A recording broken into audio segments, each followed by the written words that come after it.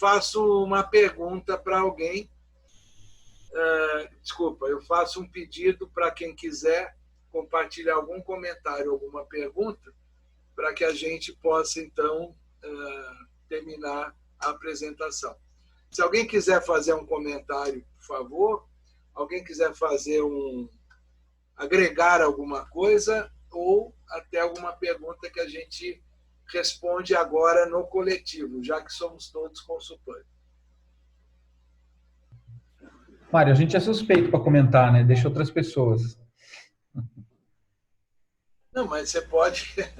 Se você quiser agregar alguma coisa, também, por favor, você e a Roberta podem agregar algo que eu tenha passado por cima.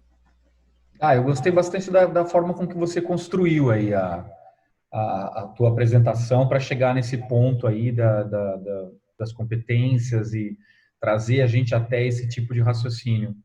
Isso foi bastante interessante, é uma demanda necessária, as pessoas precisam olhar para dentro, se reinventar, para depois pensar em ajudar os outros. Isso serve para o consultor, para a liderança e por aí vai. E é uma coisa que todos, é um ciclo que todos vão passar e a gente passa ele permanentemente. A gente nunca está livre dele. Eu não cheguei no ápice, né? Só quando eu estiver morto mesmo. Mas é um processo interessante, é um processo contínuo de sempre estar olhando para a gente e tentando evoluir dentro dessa linha. Ficou bem interessante. Bom, tem uma pergunta. Ninguém mais vai escrever, aí eu vou voltar a mostrar meu rosto lindo aí para o grupo. Eu queria fazer um comentário também. Eu não conheço, né, a filosofia, né, o que está por trás lá do Jansen, mas é interessante a gente se atentar que as coisas não vêm... É difícil a gente transitar somente entre contentamento e renovação. Né? Então, para a gente aprender, a gente tem que passar pela dor, né? E a gente até comenta, né? Ou pelo amor ou pela dor, né? Assim que a gente aprende, que a gente muda, que a gente se desenvolve, ou é por um ou é por outro. E normalmente a gente vai pela dor, né? Então, para a gente crescer, se diferenciar e evoluir, normalmente a gente passa pela dor e vai passar aí pela confusão, vai passar pelo descontentamento, vai passar pela negação. Então, tudo isso nos faz crescer. Então, eu acho que fica difícil a gente pensar em transitar somente ali em cima. É o melhor dos mundos, mas é bem difícil. Concorda comigo? Roberto, a questão fundamental é que a gente realmente não consegue fazer tudo de um jeito só, porque algumas coisas a gente tem mais domínio e aí sim a gente consegue se antecipar, mas tem coisas que a gente não tem domínio ou é inesperado ou a gente também se, digamos, relaxa em relação a algum assunto. Eu queria usar o teu comentário e trazer uma expressão muito comum no mundo, que é a gente estar em zona de conforto. Às vezes a gente está numa zona de conforto e consegue ficar entre o contentamento e a renovação, sabe aquela coisa meio contida, mas vai tocando e está bem, e assim a vida vai em frente. Aonde a pequena renovação, ela me atende e eu continuo na zona de conforto. Aí vem um tsunami e tira você da zona de conforto. Na hora que tirou da zona de conforto, você não vai conseguir sair do contentamento ali para a renovação, porque você já caiu ali na negação, na confusão, já caiu na bagunça. Então, a vida vai ter momentos em que você consegue transitar melhor, outros em que você é pego de surpresa, e outros até que você corre um risco de fazer alguma coisa, e na aposta você ganha, você vai lá na renovação. Se na aposta você perde, vai cair na confusão e vai virar. É verdade. Mas normalmente, né, se a gente observar, se a gente olhar para trás e observar, a gente vai perceber que a nossa vida, ela vem em ondas, né? Tem horas em que a gente está melhor dos mundos, tá tudo ótimo, que a gente fala, nossa, tá tudo tão bom, né? Não tô nem acreditando. E as coisas andam bem, que é esse momento que você tá falando, né? Onde a gente tá na paz, onde a gente não tá ali na zona de conforto, de fato. Agora, quando vem uma turbulência, vem alguma coisa, é onde a gente vai conseguir se desenvolver. E é onde vem a negação e a confusão, descontentamento, os problemas. E aí tudo parece que vira de ponta cabeça, mas depois a gente sai mais forte, sai melhor, né? Aqui no grupo nós temos pessoas que foram executivos, né? E eu vou fazer um comentário aqui que eu acho que todos viveram o que eu vou dizer. Todos cometeram esse erro que eu vou dizer e que um dia aprenderam. A gente costuma dizer o seguinte, principalmente quem está no começo de carreira, né? Diz assim, agora eu vou contratar o fulano e depois eu vou arrumar aqui a sala. Quando tiver a pessoa, quando tiver a sala arrumada, aí vai dar tudo certo. Ou seja, remete para uma circunstância que ainda vai ser construída, partindo do princípio que aquela circunstância me trará total condição para eu ter resultados maravilhosos na minha área de responsabilidade. Só que pode acontecer de um outro funcionário morrer, a mulher ficou grávida e foi ter filho, o outro precisou mudar de cidade, ou seja, o conjunto que um líder tem nas mãos para caminhar com aquele conjunto para atingir alguma coisa, aquele conjunto em si, ele é um amálgama mutante. Você nunca tem nas suas mãos como líder algo que é rígido, fixo, e que você tem total domínio. Portanto, a gente tem que sempre imaginar essa história das salas também como aquele equilibrista que hora vai deixar cair o prato numa sala e hora vai conseguir levar o prato para outra. Mas ele nunca vai ter certeza em nenhuma sala de que ele está agora com todas as condições para resolver seus problemas. Eu queria remeter, aproveitando aqui, como melhorar a produtividade em home office.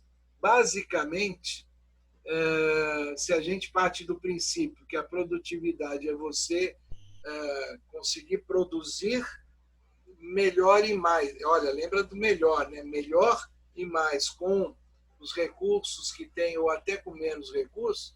Como melhorar a produtividade em home office é você fazendo um balanço das suas competências.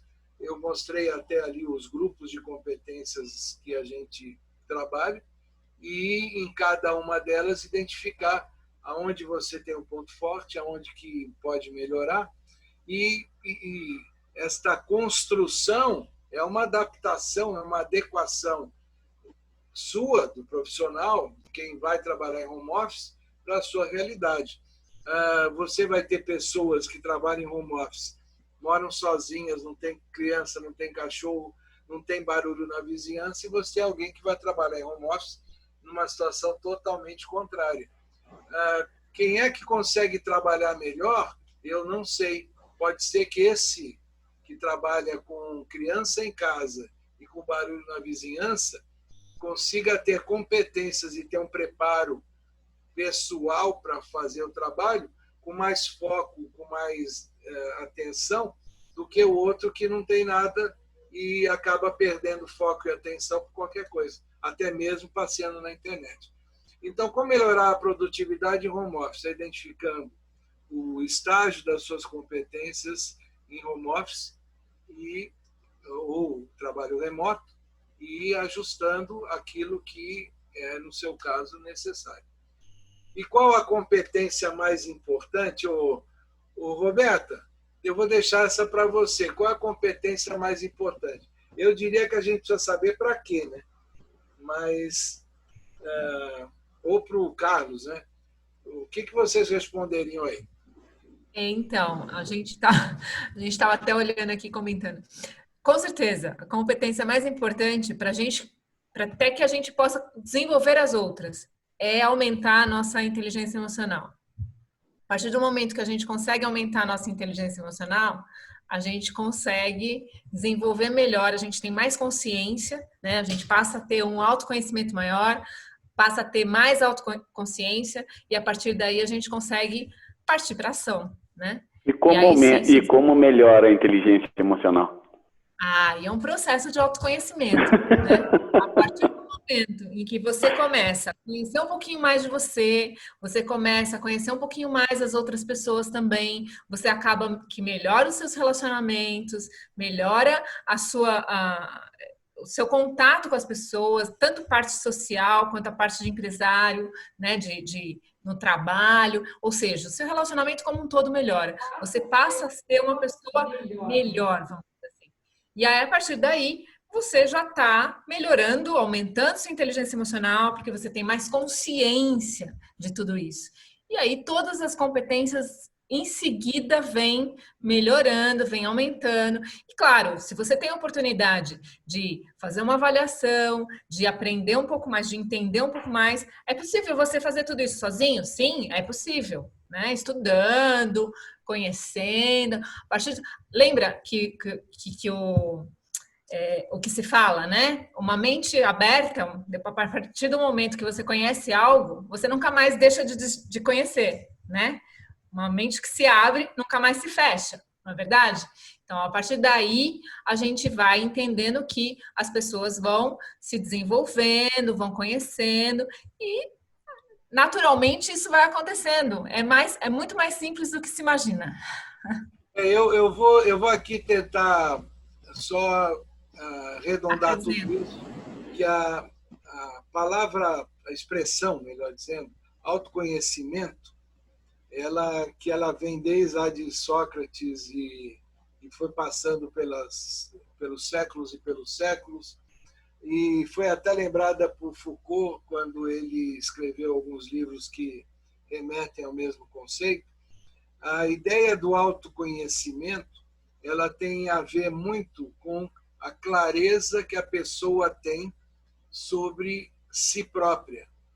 E esse sobre si própria significa sobre as minhas competências, sobre a minha competência na relação com as outras pessoas, né, ou com o time que eu estou, e as minhas competências em relação ao ambiente, ao sistema, com que eu estou lidando.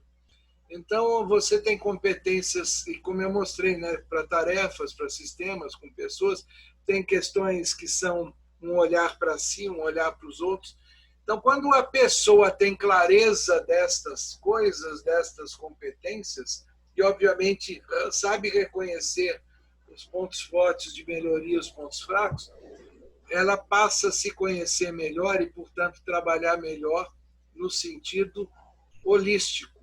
Eu costumo dizer o seguinte, não existe nenhum sistema, e o ser humano é um sistema, não existe nenhum sistema onde você muda uma variável só e resolve tudo. Na realidade, o sistema tem diversas variáveis e cada variável tem o seu peso. E esse sistema está num equilíbrio. Pode ser um equilíbrio terrível, ruim, mas ele está naquele equilíbrio. Mudar esse equilíbrio significa investir em se conhecer, o que eu tenho que mexer e como é que eu vou mexer. E como é que eu vou mexer depende desse autoconhecimento e do investimento em desenvolver as competências que são necessárias.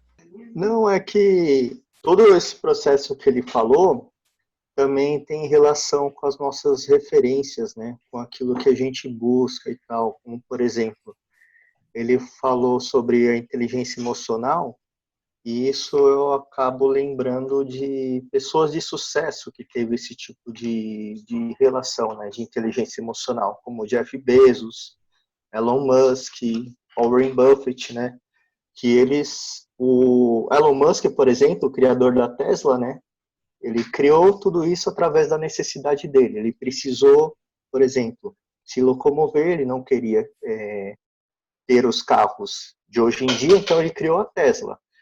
Então, ele não teve essa mente fechada. Ele foi lá e fez o dele. Ele criou o dele. Então, isso é muito interessante para nós também. né? E ter essa parte de inteligência emocional, inteligência blindada, essa parte de emoção blindada, né? Então, todos esses que a gente busca hoje em dia, principalmente investidores, e tudo isso que a gente falou vem dos ricos, né? Então, é sempre importante a gente pensar como os ricos pensam, como que eles pensam, para a gente também ser ricos, né? Isso é ser rico para mim. A gente ter essa parte de inteligência emocional, não da parte de dinheiro em si. Dinheiro é apenas um retorno que a gente vai ter com o tempo, né? Mas a inteligência emocional, ela vem daí, né? Ela vem disso. O nosso fruto é o dinheiro. E a inteligência emocional é através disso. Rafael, deixa eu te dar. O que eu vou falar aqui não é para ir contra o que você está falando, mas apenas para abrir uma outra porta para você, para um outro tipo de olhar. Toda a sua explanação, ela foi baseada no sentido de olhar os ricos para ver como é que eles trabalharam, se desenvolveram e ganharam. Agora, você sabe que depois até eu posso mandar para quem quiser, eu recebi hoje um estudo da Interbrand que ela fez um mapeamento no mundo das marcas hoje que mais cresceram, baseado no sentido da paz e harmonia. Ou seja, marcas que transmitem, de alguma maneira, através dos seus produtos ou seus serviços, esta questão da paz e harmonia. Ou seja, os caras lá podem estar até ganhando dinheiro, mas o que se busca explorar é uma motivação que não tem nada a ver com dinheiro. Então, o importante é a gente pensar o seguinte: o dinheiro como fim ou o dinheiro como meio? Se eu estiver na busca do dinheiro em si, eu posso ter um tipo de comportamento, motivação, e aí eu caí naquele risco de correr atrás do resultado a qualquer custo. Se eu parto do princípio de que eu vou buscar criar algo que faz sentido e que esteja alinhado com meus pensamentos, aquilo que eu imagino do mundo, o que eu quero construir em relação às pessoas, eu vou criar um caminho e que no final vai me gerar um resultado. Mas a minha busca não é pelo dinheiro lá no final, a minha busca é pelo resultado que eu estou gerando para a sociedade. Então, é uma sutileza que eu estou trazendo para uma reflexão em que a gente também tem que sempre pensar o seguinte: o que vale para o brasileiro não necessariamente vale para fora e vice-versa. Às vezes, e aí o que eu vou falar é o momento mais presente do teletrabalho. Eu tenho falado com gente de fora do Brasil e a visão do teletrabalho fora é uma visão que eu estou falando na visão de empresário, tá? É algo que aparentemente é positivo porque vai fazer que as pessoas gastem menos, vão poder diminuir espaço. Agora, aqui no Brasil já existe sindicato que ganhou liminar para a empresa pagar o dinheiro para os empregados de trabalho. E aqui no Rio de Janeiro, uma associação, eu vou preferir não dizer qual é, por questões éticas, porque eu soube disso pelos diretores, existe uma associação que os associados estão assim com a visão fixa de que no Brasil o teletrabalho vai trazer muitos problemas trabalhistas, porque a legislação brasileira é muito complicada e essa relação, digamos assim, é muito diferente de fora do mundo. Então a gente tem que tomar um pouco de cuidado quando pega um exemplo lá de fora e adapta aqui, se a gente não tiver esses parâmetros bem ajustados. Desculpa, eu não quis quebrar a sua linha de pensamento. Eu só quis agregar coisas para você poder refletir junto. Eu agradeço, muito obrigado, porque isso me ajuda também, né? Isso é bom, porque... Não, mas eu entendo que o dinheiro realmente ele é um meio, ele não é um fim. Porque se a gente tem isso como ponte, como uma busca, a gente consegue tudo aquilo que a gente procura. E isso ajuda também na nossa produtividade, né?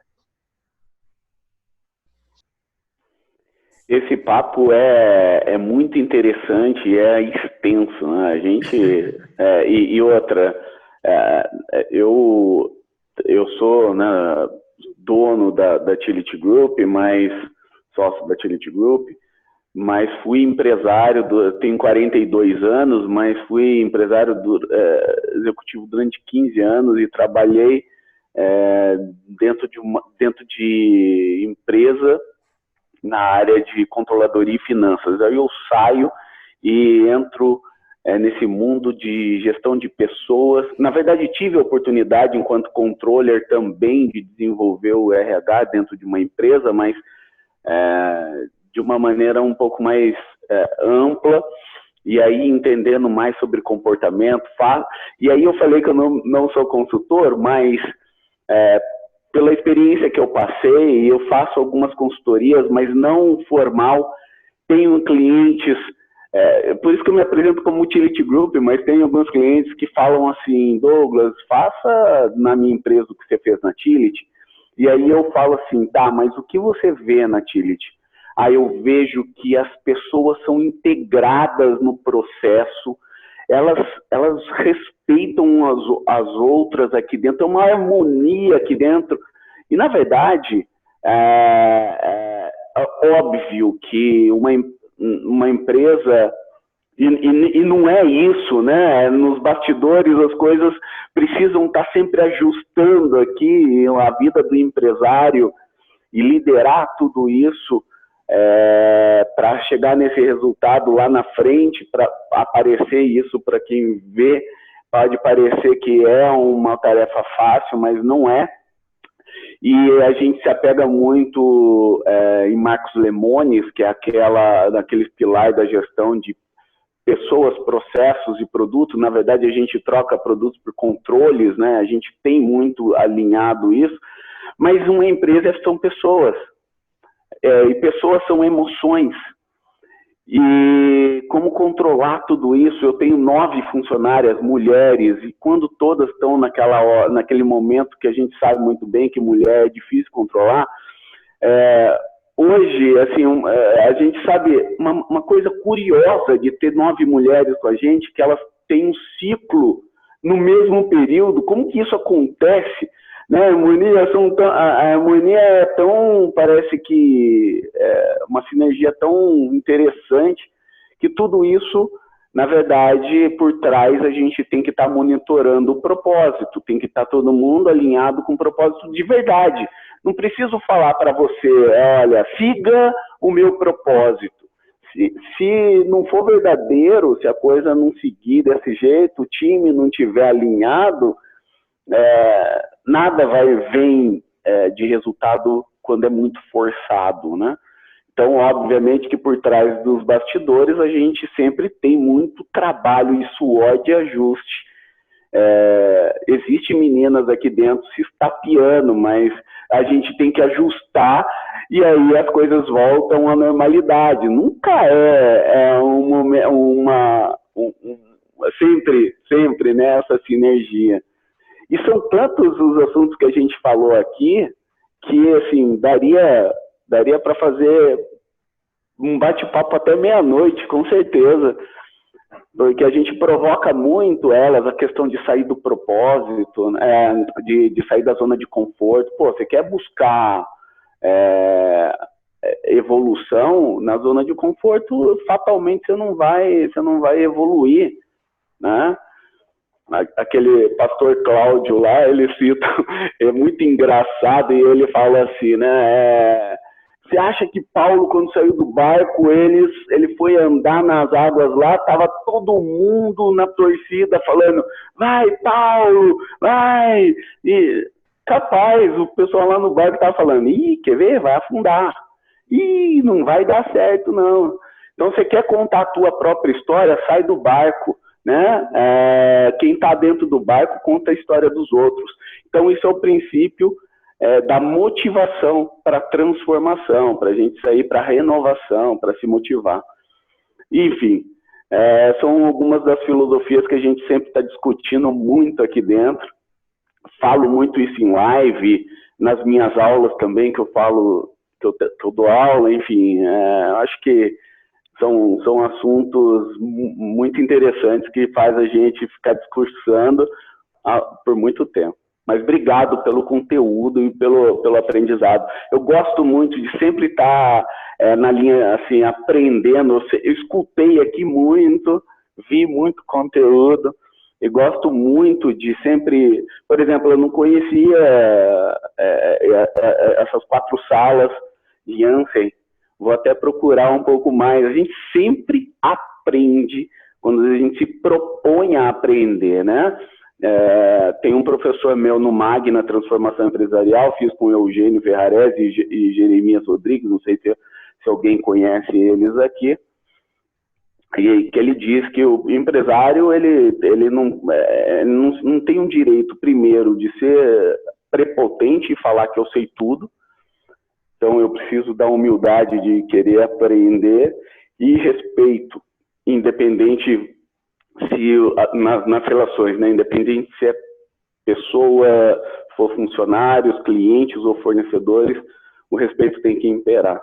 E aqui eu aprendi muito, eu aprendi mais uma coisa que eu vou procurar saber. E também fiquei, pelo próprio Rafael, falou do Mais Esperto que o Diabo, de Napoleão Hill, já ouvi muitas vezes esse livro e nunca nem li ele, vou buscar saber um pouco mais sobre esse livro. Obrigado aí pelas contribuições. Você, Douglas, a Roberta também falou do Jansen. Esse cara fez uma tese de doutorado e para fazer essa tese ele fez uma pesquisa que levou alguns anos. E no final de tudo, quer dizer, foi aprovada a tese e o cara montou uma metodologia, e aí eu não vou me avançar, vocês olhem no site. O site The Four Rooms tem lá uma metodologia que mostra, digamos assim, exercícios para o cara sair de uma sala e entrar na outra. E para não ficar voltando para a sala ruim. Quando eu falo em exercícios, na realidade, ele tem uma lista de, digamos assim, de atributos, ou se você preferir chamar de adjetivos, que identificam quando o cara está na beirada, ou quando está mais para cá ou mais para lá, ousado, arrogante. Ou seja, ele vai... Tem um monte de carimbos, a gente costuma falar em competências, e competências, quando você faz a avaliação de competências avançadas, você vai ter 70, por aí, ao redor disso. Nesse caso dele, ele tem lá dezenas de carimbos para identificar o momento que o cara está na sala e está na transformação. Então é muito interessante, porque óbvio que nada é tão rígido, definitivo, tão certinho. Mas tudo que tem ali é para a pessoa explorar o processo de reflexão dela, como é que ela se identifica com aqueles caminhos todos. O legal, posso falar rapidinho? Verdade. O legal Quem fecha a sala aqui é o Marcelo. Ele não fecha. Então, o legal é que você tocou num ponto que até no livro Pai Rico, Pai Pobre, né, que o Robert Kiyosaki, ele fala muito a respeito da corrida de ratos. Em qual que você vai sair? Por exemplo, todo mundo começa num caminho, onde todos estão fazendo sempre a mesma coisa. E você, como que você vai sair dessa estrada? Entendeu? Como que você vai mudar a sua vida? Como você vai ser diferente dos outros? Entendeu? Isso é um pensamento legal. É parecido com o que você disse, entendeu? Eu apenas coloquei esse adendo aí do Robert Kiyosaki, que ele fala muito a respeito disso. Para você sair dessa corrida de ratos, né? É isso. Muito bom. Ok. Temos mais perguntas? Mais comentários? Quem não falou nada foi o Antônio. Eu tô aprendendo aqui, já que eu vou falar, te dar os parabéns pelo conteúdo aí da apresentação. Eu realmente não conhecia esse esquema das 4 salas aí, da motivação aí. Eu acho muito interessante, porque o trabalho nosso realmente é tentar, às vezes, tirar os clientes da fase de negação, né? E quando a gente quer implementar alguma mudança, né? Todo mundo resiste à mudança e uma forma natural de resistir é negar, né? Que a mudança é necessária, né? Ou seja, falar, vamos mudar, mas muda primeiro o meu colega ali do lado. Depois, se eu concluir que a coisa é boa, aí eu mudo eu também, né? Então, aprendi isso, agradeço aí o conteúdo. E a questão da ética aí que você comentou, eu acho que o Brasil é um país, em grande medida, antiético. A gente vê tudo que acontece na sociedade brasileira, né? Que é muito lamentável, mas, enfim, eu acredito que cada um tem que pautar sua vida profissional e pessoal pela ética. Eu, normalmente, quando falo com as pessoas, com os clientes, eu procuro identificar qual é o conceito ético que a pessoa tem. Se eu desconfiar que não tem,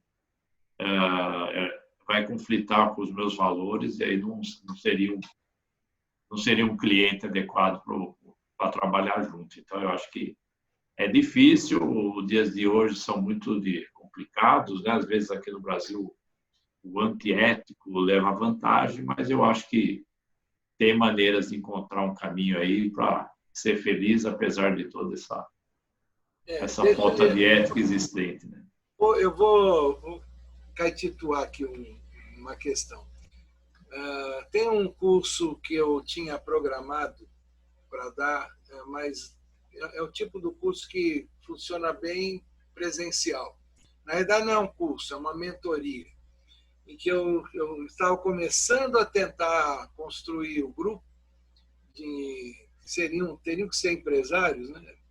8 no máximo, e essa mentoria seria para negociações complexas. E o que está por trás de negociações complexas, né? Você imagina, conceito de negociação, cursos de negociação, não é uma coisa assim tão extravagante, tão difícil, né? Em geral, o pessoal fala na questão do ganha-ganha.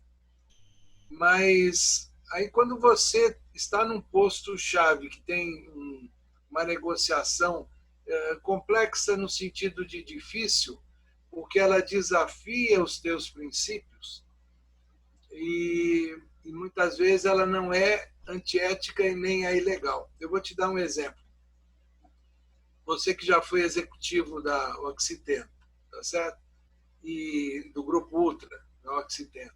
Você certamente teve momentos em que, por uma reorganização da empresa, você precisou negociar orçamento e diminuição de quadro.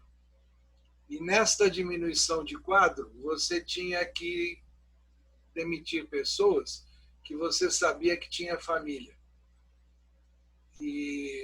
Então, você poderia ali simplesmente seguir o que a empresa manda, e o orçamento diminuiu, a empresa mandou, eu vou demitir, acabou, e assumindo que aquilo não iria te impactar, porque, afinal de contas, a empresa mandou. Ou você poderia tentar, naquele momento, organizar, e aqui eu estou falando hipoteticamente, porque quando é a realidade tem muitos aspectos a serem analisados, mas você poderia tentar enquadrar aquela pessoa num programa de recolocação dentro da empresa, recolocação fora, e, de alguma maneira, fazer com que esta decisão que você tem que tomar não impactasse negativamente a vida daquela pessoa. Você poderia ser um agente transformador da vida dela, mas de uma forma mais contributiva. Então, este tipo de coisa hoje é uma das causas que mais gera burnout em executivo. E você, há um ano, parou de trabalhar e no ambiente petroquímico, com todas as decisões do Grupo Ultra e negociações e fusões e aquisições, você deve ter estado perto de muita coisa parecida com o que eu estou te falando. Então, existem algumas técnicas para você negociar, algumas técnicas para você harmonizar as pessoas em torno do que é a busca do ponto mais interessante que possa atender os vários interesses e que, ao mesmo tempo, não seja tão impactante negativamente. Ninguém está falando aqui que você resolve tudo 100%. O que a gente não... O pior dos mundos é quando alguém... eu tenho poder, eu resolvo, que se dane o resto. Então, esse tipo de coisa hoje é necessário que a pessoa que está num processo de negociação ela tenha também a identificação das suas competências adequadas para o processo. E aí eu não vou derivar para a mentoria, não. Só estou te mostrando que existem questões que, às vezes, elas não são nem fora da ética e nem ilegais, mas são circunstâncias em que você está diante dela e tem que tomar um caminho. Bom, gente, também queria agradecer, então, a presença de todo mundo. Obrigado. Acho que todo mundo contribuiu, todo mundo aprendeu alguma coisa aqui hoje. O objetivo dessas conversas é esse aprendizado e esse network. A gente se conhecer, saber o que cada um faz e cada vez mais a gente ter contato com mais pessoas e aumentar a nossa rede. Tá bom? Estamos à disposição também, alguma coisa que alguém quiser entrar em contato com a gente lá na Souza Araújo ou com a BCO. Estamos aí prontos para atender vocês, tá bom? Ok, gente, maravilha. muito obrigado. Obrigado. Até logo, até a próxima. Boa noite para todos. Boa noite.